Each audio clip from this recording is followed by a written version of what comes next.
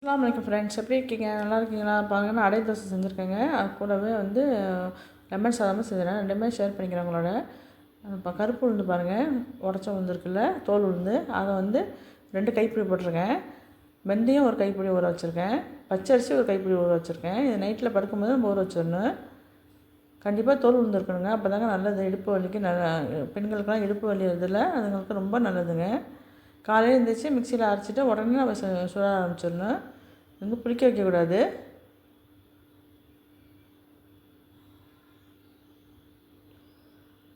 நல்லா தடவி விடணுங்க. சட்டி சூடாகிடுச்சு. சூடாகி நான் எண்ணெய் தடவி அது மேலே நான் மாவு ஊற்றிருக்கேன். நல்லா மெலிசாக தடவிக்கணும். தடவினா அதில் முட்டை ஒன்று உடச்சி ஊற்றணுங்க. உடச்சி ஊற்றி நல்லா மிக்ஸ் பண்ணி விடணும். முட்டையை மிக்ஸ் பண்ணிவிட்டு அதில் மிளகுத்தூள் தூவிக்கணும். நல்லெண்ணெய் கொஞ்சம் தூவிக்கணும். ஒரு 2 நிமிஷம் இருந்தாலும் திருப்பி போடலாம். தோசை மாதிரி தாங்க சுடணும். சாப்பிட ரொம்ப நல்லா இருக்குங்க, டேஸ்ட்டாக இருக்கும். பெண்கள் அவசியம் சாப்பிட்ணுங்க. மாதம் ஒரு வாட்டியே சாப்பிட்ணும். இடுப்பு வலி வராமல் இருக்குங்க இது சாப்பிட்டாக்க. தோல் உள்ள இந்த அடை தோசை சாப்பிட்டா ரொம்ப நல்லது.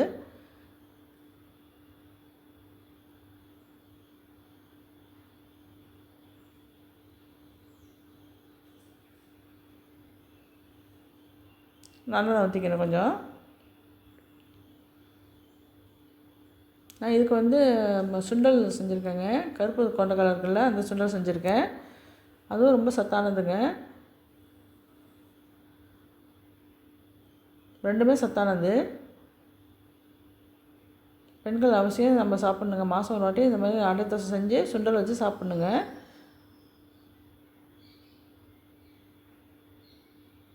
சுண்டல் நான் ரெடி பண்ணி வச்சுருக்கிறேன். அதையும் வச்சுக்கிறேன். சேர்ந்து சாப்பிட்டா ரொம்ப நல்லாயிருக்குங்க. இதே மாதிரி செஞ்சு சாப்பிடுங்க. மாதம் ஒரு வாட்டி கண்டிப்பாக சாப்பிடுங்க. அடுத்தது லெமன் சாதம் செய்கிறேன், அதையும் காமிக்கிறேன். சாதம் ரெடி பண்ணி வச்சுருக்கிறேங்க. இப்போ தாளிக்கலாம். தாளிப்பு கண்டியில் எண்ணெய் ஊற்றிருக்கிறேன். வரமிளகா போட்டிருக்கேன், கடுகு போட்டிருக்கேன்.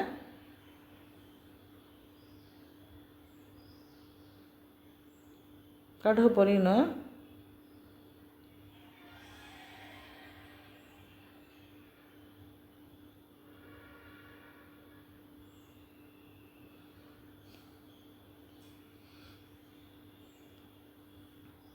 உளுந்து பருப்பு 1 ஸ்பூனும் கடலைப்பருப்பு 1 ஸ்பூன் போட்டிருக்கேன்.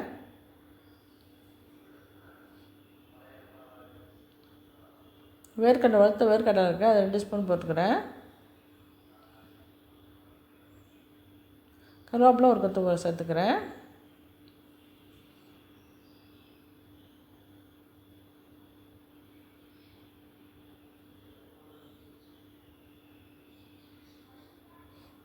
வேர்க்கடலை லைட்டாக ப்ரௌன் கலர் வரணும். அப்போ தான் நல்லா கிறிஸ்பியாக இருக்கும் சாப்பிடும்போது.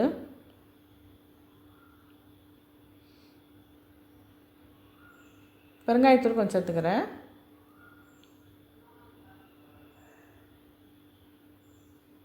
மஞ்சள் பொடி தூள் கொஞ்சம் சேர்த்துக்கிறேங்க, கொஞ்சம் கலருக்காண்டி.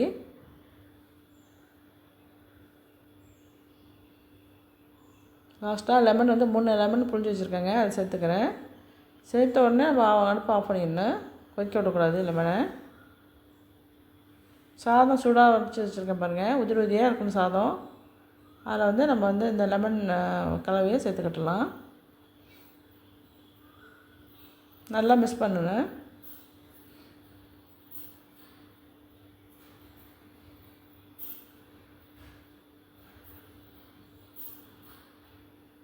இன்றைக்கி எங்கள் வீட்டில் செஞ்ச காலை டிஃபனும் மதியானம் லஞ்சுக்கும் உள்ளதையும் நான் உங்கள்கிட்ட ஷேர் பண்ணியிருக்கிறேன்.